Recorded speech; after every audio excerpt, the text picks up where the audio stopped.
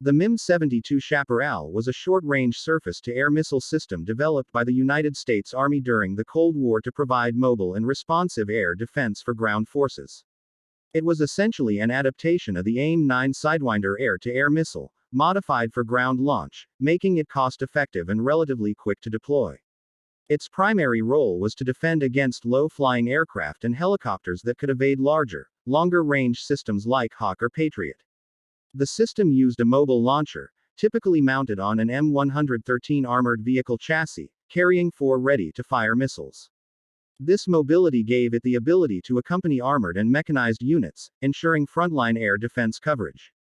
The Chaparral was fully self-contained, with its own launcher and optical sighting system, which allowed it to operate without requiring extensive radar infrastructure.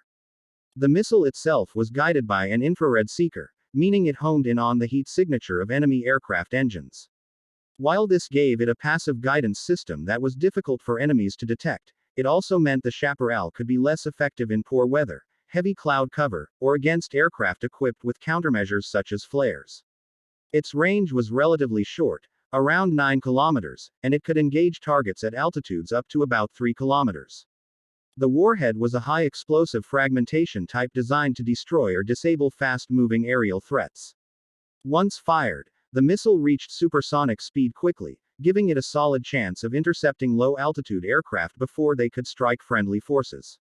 However, its effectiveness was limited compared to radar-guided systems, as infrared homing had restrictions in target acquisition range and accuracy under certain conditions.